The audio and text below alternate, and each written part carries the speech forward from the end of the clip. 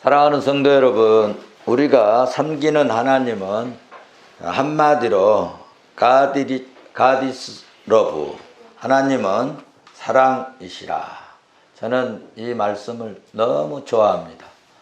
하나님은 우리 인간이 죄 때문에 심판받고 또 형벌받고 멸망의 일을 우리를 구원하시려고 하나님은 독생자를 약속대로 우리에게 이렇게 이 땅에 보내셔서 보내신 예수 그리스도를 십자가에 죽이심으로 우리의 모든 죄, 과거의 죄, 현재의 죄, 앞으로 지을 죄까지도 완전히 해결해 주셔서 우리가 십자가에 달리신 예수 그리스도를 믿으면은 여러분 구원받고 죄에서 자유함을 받을 뿐만 아니라 하나님께서는 온갖 축복, 아이들에게 부모가 온갖 것을 다 간섭해서 길러주시는 것처럼 하나님께서는 우리에게 온갖 축복을 주시고 돌아봐 주시는 참으로 은혜가 풍성하신 하나님이십니다. 측량 못할 하나님의 은혜 가운데 그 중에도 가장 큰 축복으로 주신 것이 오늘 하나 있는데, 그것은 예수 그리스도를 통해서 우리에게 교회를 주셨다는 것입니다. 할렐루야. 그러므로 우리는 성령의 역사와 성령의 인도하심으로 십자가에 달리신 예수 그리스도를 믿고 예수 그리스도의 피로 사신 교회의 성도로서 뭐가 되었을까? 일원이 되고 예수 피로 사신 푸른성 교회의 공동체가 된 줄로 믿습니다. 자, 그러면 성도 여러분, 우리는 하나님께서 구원의 자리로 불러내셨어요. 멸망의 자리에서 허우적거리고 있는 우리를 성령의 감동으로 사람을 통해서, 부모를 통해서, 친구를 통해서, 아니면 하나님께서 믿음의 사람을 보내서 전도받게 하시고, 어떤 분은 아예 태아 속에서부터 부모로부터 예수 믿게 하시는 은혜를 힘입어서 이렇게 우리가 예수를 믿고 믿음으로 사는 하나님께서 불러낸 믿음의 공동체가 되었는데, 이렇게 믿음의 이 공동체 안에서, 교회 안에서 우리의 이제 역할은 무엇일까? 우리의 역할이 뭘까? 오늘 또 가정생활을 중단하고 사회생활을 중단하고 삶을 다 중단하고 이렇게 공동체로 모였는데, 이렇게 교회에 모여서 뭘 할까? 어떻게 해야 될까? 교회 안에서의 이 하나님의 자녀로 성도들의 이 삶의 이 모양, 이 덕목이 뭘까? 성경은 우리에게 뭘 요구하고 있을까? 이에 대해서 예수 그리스도의 수제자인 베드로가 확실하고 분명하게 오늘 잘 가르쳐 주고 있습니다. 그래서 오늘 본문 말씀을 잘 이해하고 또 습득하고 말씀에 따르면요, 교회 안에서 공동체로서 하나님의 자녀로서 하나님의 이 부름받은 구원의 백성으로서 정말 완벽하게 잘 살아갈 수 있는 교훈을 붙드는 것입니다. 아멘. 오늘 본문 4절 말씀을 보시면 이렇게 말씀하고 있습니다. 이로써 그 보배롭고 지극히 큰 약속을 우리에게 주셨다는 거예요. 이 약속으로 말미암아 너희가 정욕 때문에, 이 정욕 때문에는 세상 것 때문에, 육신 것 때문에 세상에서 썩어질 것을 피하고, 그동안에는 이게 예수 안 믿는 사람들은 어쩌든지 세상 것 붙들고 세상 권력 붙들고 세상에 이 물질 붙들어야 살기 때문에 그것 때문에 생명을 거는 거죠. 그런데 이런 썩어질 것을 피하여 우리는 이제는 신성한 성품에 참여하는 자가 되게 하려 하셨다. 할렐루야. 하나님께서 우리에게 큰 약속, 보배롭고 지극히 큰 약속을 주셨는데 그것은 신성한 성품에 참여하도록 하시는 그런 은혜를 주셨다는 것입니다. 우리 4절에서 무슨 성품 참여하는 자가 되라고요? 신성한 성품. 그렇습니다. 신성한 성품에 참여하는 자. 그래서 오늘 본문 말씀의 제목을 신성한 성품에 참여하자. 자, 그러면 성도 여러분, 우리가 어떻게 허물이 많고 우리는 부족하고 죄도 많고 그런 사람인데 어떻게 신성한 이 신의 성품에 참여할 수 있을까요? 우리의 힘과 노력과 의지로는 절대로 여러분 이 신의 거룩한 성품에 우리는 결코 참여할 수가 없습니다. 그래서 오늘 베드로 사도는 말씀합니다. 하나님께서 약속해 주신 것 하나가 있는데 그것은 보배롭고 큰 약속이라는 것입니다. 보배롭고 큰 약속.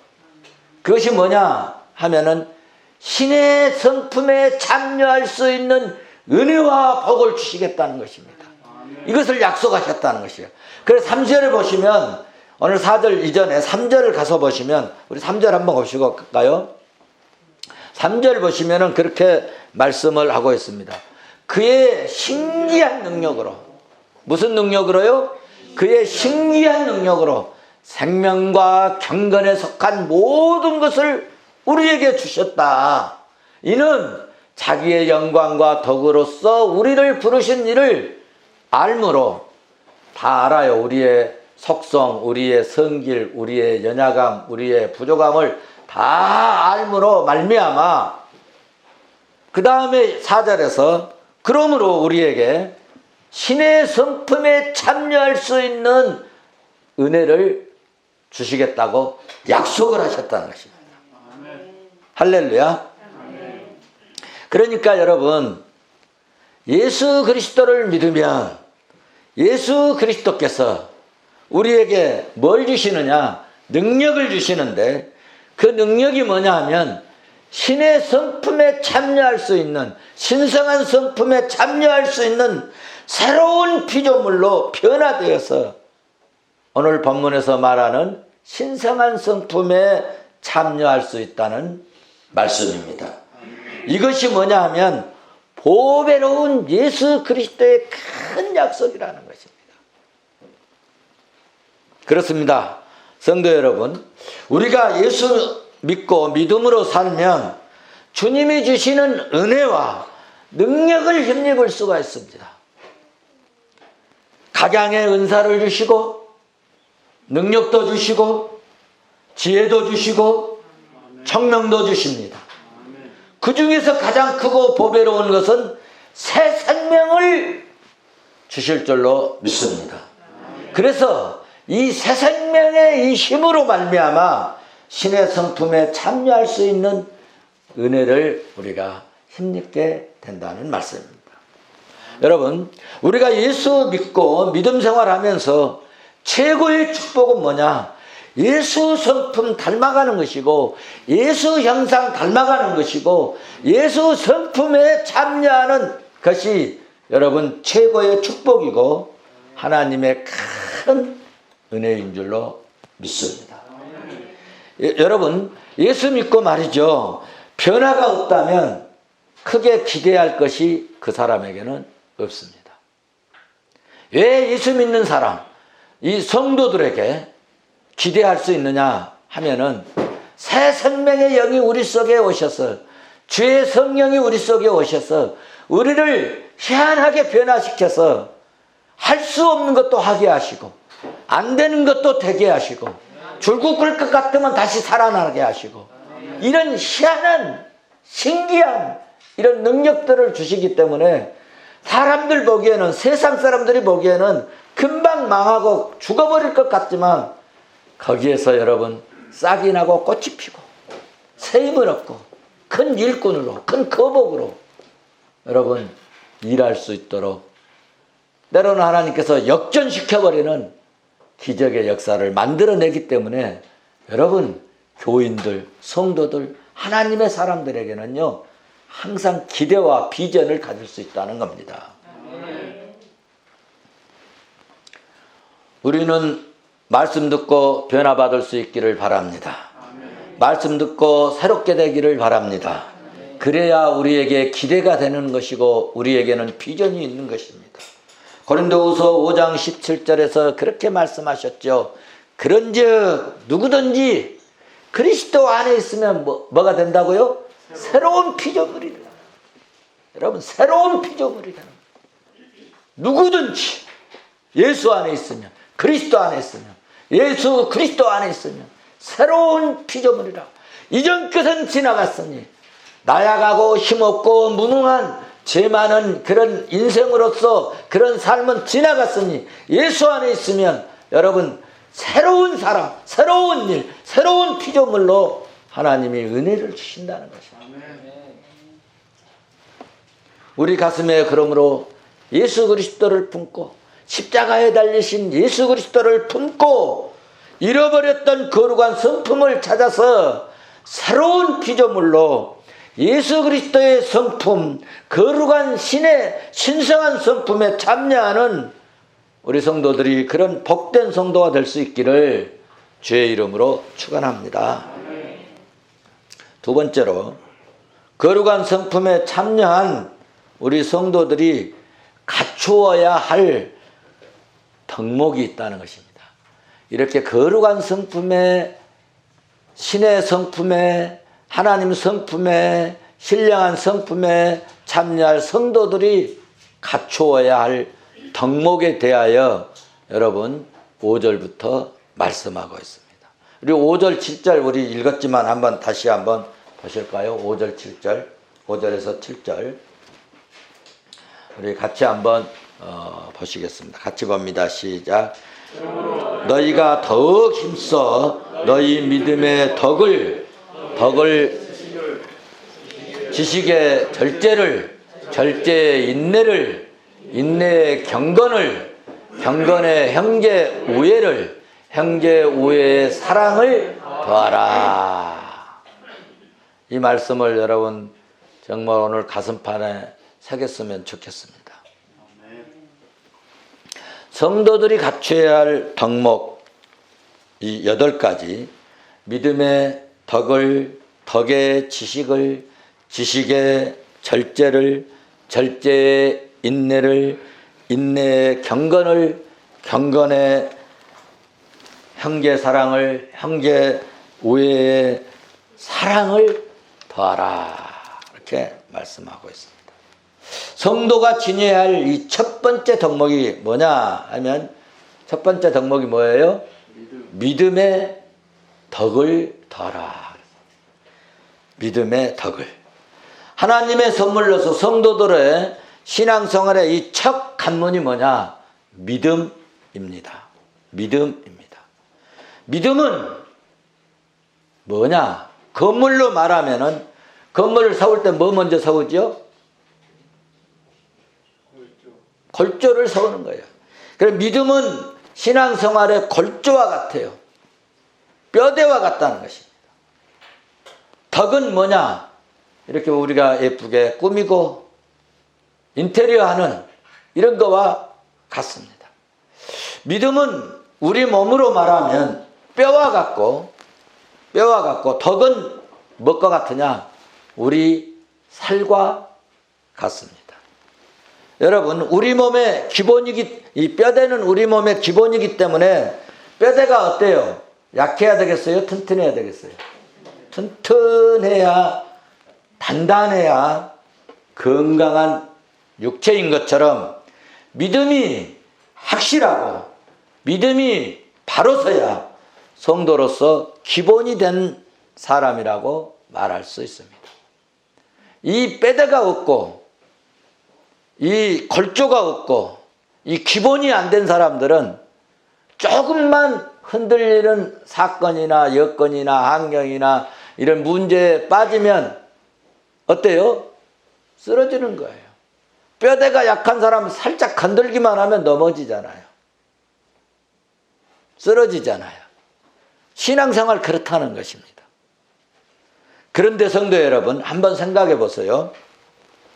아무리 뼈대가 튼튼하고 단단하고, 여러분 또 뭐 뼈대가 아무리 좋아도 몸에 말이죠, 살이 전혀 안 붙어 있고 바짝 말라 있다고 생각을 해 보세요.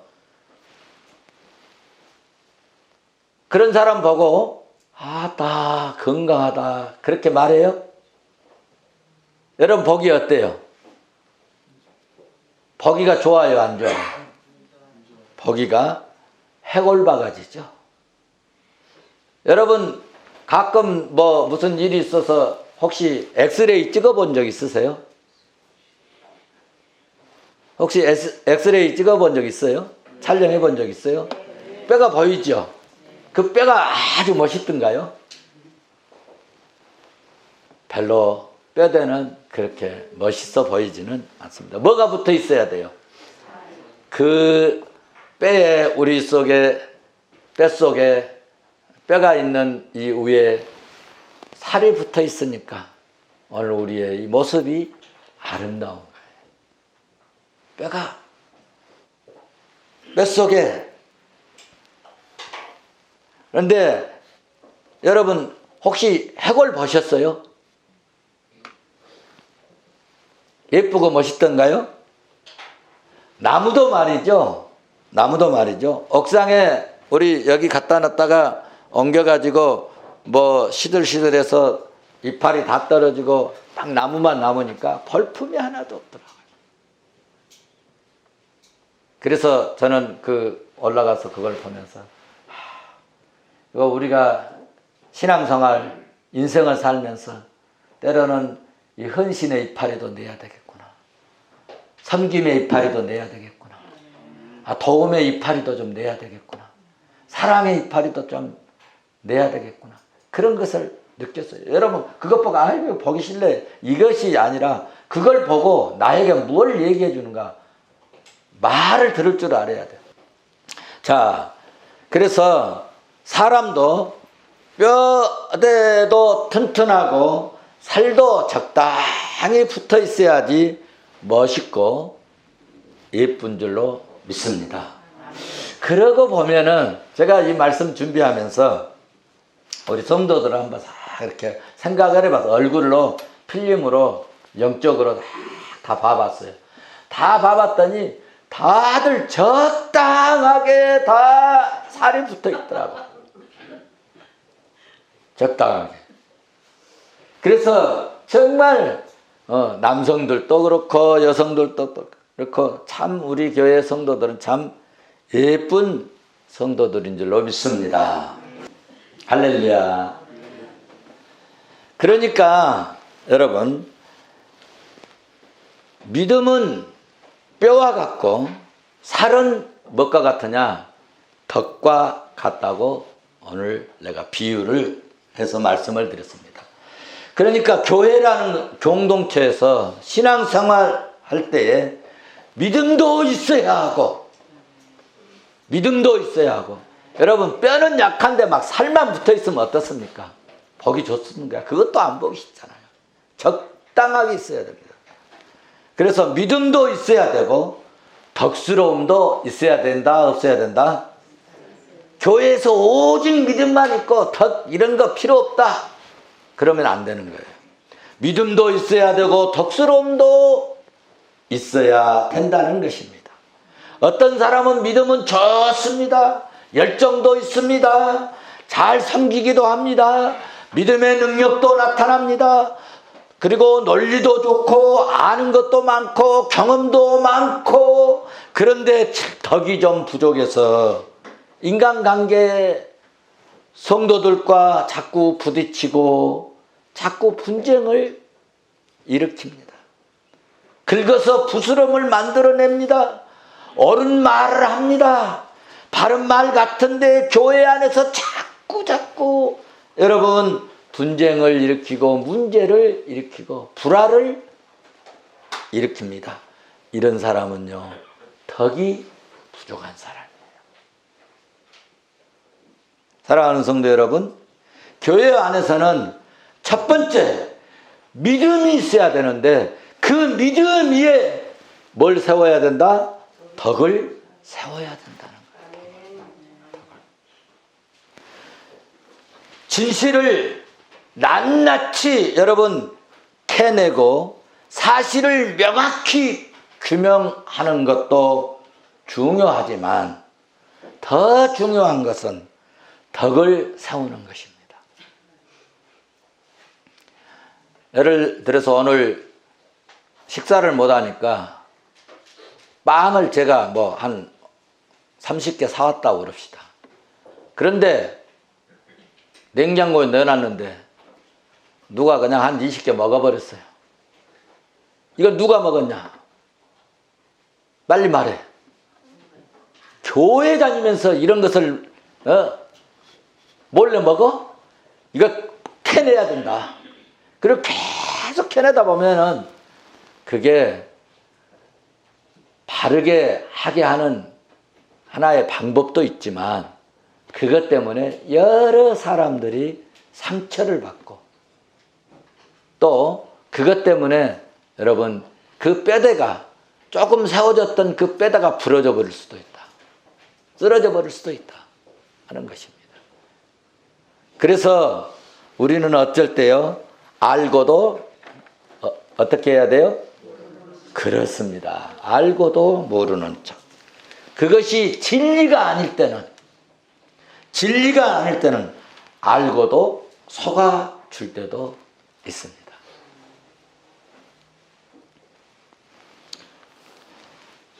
여러분, 벽돌 한 장 한 장 쌓아서 집을 건축하고 짓잖아요. 우리가 벽돌 위에 벽돌 쌓고 쌓은 것처럼 믿음 위에다가 여러분 덕을 쌓고 쌓으면 아름다운 푸른성 교회가 될 줄로 믿습니다. 두 번째, 덕의 지식을 소유해야 된다고 말씀하고 있습니다. 여기서 말씀하는 이 지식은 세상적인 지식이 아닙니다. 본문에서 말씀하고 있는 지식은 여러분 신령한 지식을 말씀하고 있습니다. 신령한 지식은 우리 몸으로 말하면 덕은 살과 같고 신령한 지식은 우리의 몸으로 말하면 무엇과 같으냐 하면은 신경과 같아요. 신경 조직과 같은데 이 신경 조직으로 비유했는데 쉽게 말씀을 드린다면 여러분 우리 몸의 신경 조직은 우리 머리에서부터 온 몸에 다 퍼져 있어요. 저 발바닥 밑에까지 미세하게 그리고 예민하게 여러분 다 이 신경이 다 연결이 되어 있어요. 다 연결이 되어 있어요. 그래서 노래를 부르잖아요. 그러면 노래 부르면 뭐가 나요? 노래 부르면 뭐가 나? 한자 흥이 납니다. 흥이. 그래서 노래를 보면 흥이 나고 저 발바닥에서도 뭐예요? 발바닥으로도 어떻게? 예, 까닥까닥 하잖아. 예, 발바닥. 흥겨운 노래가 막 흘러나오면 어깨가 어때요? 자기도 몰래 들썩거려. 또 막 노래가 나오면 막 괜히 막 이 점잖은 사람도 막 흔들고 말이죠. 우리 몸의 이 지식은 신경 조직과 같아가지고 뭘 보느냐에 따라서 이렇게 무슨 소리를 듣느냐에 따라서 달라지는 거예요. 노래를 부르니까 음악이 나오니까 자신도 모르게 막 가만히 못 앉아 있는 거예요. 그래 앞으로 나오는 거예요. 온 몸의 신경이 막 움직이는 거예요. 그래서 여러분 우리 몸이 움직이고 또 어떤 소리를 듣느냐에 따라서 입가에 웃음이 튀어나오기도 하고 또 발이 근질근질하기도 하고 어깨가 들썩들썩거리기도 하고 이렇게 신경이 구석구석 예민하게 연결되었다는 증거입니다. 이렇게 좋았다가도 누가 나에게 말이죠, 흉보고 욕하고 뒤통수 치는 소리를 들으면 어때요? 금방 기분이 나빠지고 신경질이 나고 화가 나고 속이 어때요? 상해서 소화가 어때요? 잘 안 되잖아요. 그런데 칭찬해주고 나를 축켜 세워주고 박수를 쳐주고 격려를 해주는 소리를 들으면 기분이 좋아지고 얼굴이 밝아지고 여러분 얼굴이 환해지는 그런 모습을 볼 수가 있습니다. 왜 그럴까요? 우리 온몸에는 이렇게 신경 조직이 다 연결되어 있다고 하는 사실입니다. 들은 말이 우리 귓 속에 머물러 있는 것이 아니라 머릿속으로 지식이 전달되고 그 전달된 그 지식이 모든 신경 조직으로 다 전달된다고 하는 사실입니다. 그러니까 이렇게 교회에 오셔서 우리가 찬송을 부르고 말씀을 들으면 은혜가 되어서 건강에도 좋아지는 것입니다.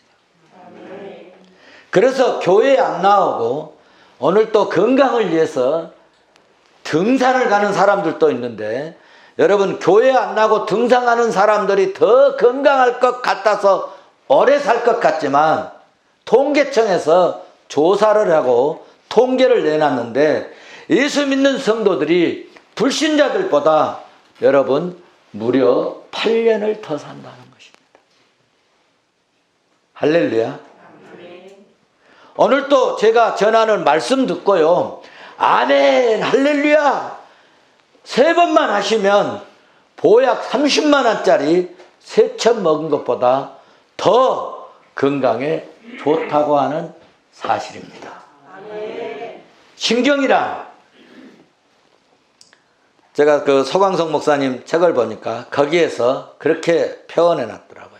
신경이란 신이 지나가는 통로라는 뜻이다 라고 설명을 해 놓은 부분이 있더라고요. 그러니까 신경이라고 하는 것은 성령의 소리도 지나가고 신경이라고 하는 것은 마귀의 소리도 지나가고 신경이라고 하는 것은 불신자의 소리도 지나가고 성도들이 믿음 있는 소리를 들으면 그 믿음 있는 소리도 지나간다는 뜻입니다. 그래서 한방에서는 이 중심신경에 바람이 잘못 들어가는 그것을 뭐라고 하느냐? 중풍이라 그래요. 중풍. 그러면 몸에 중풍이 오면 마비가 생기는 거죠. 마찬가지로 영적으로도 우리 머리에 마귀의 소리가 들어가면 영적인 중풍병자가 된다는 것입니다. 원망하고 불평의 소리를 들으면 신경이 자꾸 원망해주고 불평해 하도록 신경이 예민해져서 믿음이 반신불구가 되어버린다는 것입니다. 그러니까 은혜가 떨어지는 소리, 이 악령의 소리, 이 누머나 덕스럽지 못한 소리를 들으면 영적으로 바람맞게 되고 영적으로 허약한 처질이 되어서 마귀가 금방 틈타서 넘어지게 되는 경우가 일수다라는 것입니다. 그래서 여러분 교회 안에서는 은혜롭고 성령 충만한 믿음의 덕스러운 말을 하고 덕스러운 은혜로운 말을 듣는 것이 매우 좋습니다. 사랑하는 성도 여러분, 우리는 항상 생명의 말씀, 생명의 소리, 신령한 소리, 여러분 신령한 말씀만 듣고 신령한 생각만 했으면 좋겠습니다. 그러니까 여러분 믿음 없는 소리, 믿음 없는 사람들 만나면요, 나도 몰래 믿음이 떨어지는 겁니다. 나도 몰래. 믿음 없는 사람이 믿음 없는 소리 하면요, 발로 톡 차버려야 돼요.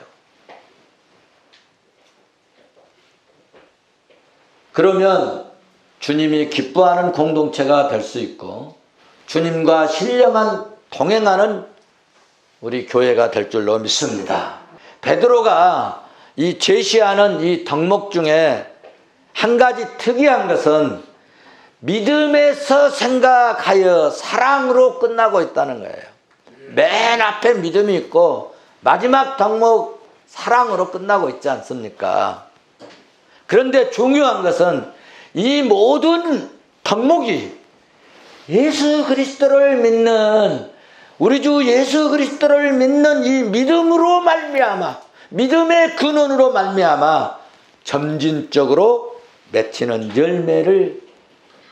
열매가 사랑이라는 것입니다. 그러므로 사랑하는 성도 여러분, 믿음의 씨앗을 뿌리자는 것입니다. 믿음의 씨앗을 뿌려서 모든 이 덕목을 풍성하게 열매 맺는 성도가 되었으면 좋겠다. 믿음이 들어가요. 예수 그리스도를 믿는 이 믿음이 들어올 때 우리에게 잎이 나고 싹이 나고 열매가 맺고 꽃이 피는데, 이런 열매들을 멋있는 예쁜 아름다운 은혜로운 이런 잎과 꽃 열매를 맺기 위해서는 우리 속에 그리스도를 믿는 이 믿음을 먼저 잘 이렇게 심기워서 모든 덕목을 풍성하게 열매 맺는 성도가 되셔서 신성하고 신령한 신의 성품에 참여하는 존귀한 복된 우리 푸른성교회 성도들이 될 수 있기를 주의 이름으로 축원합니다. 축원합니다.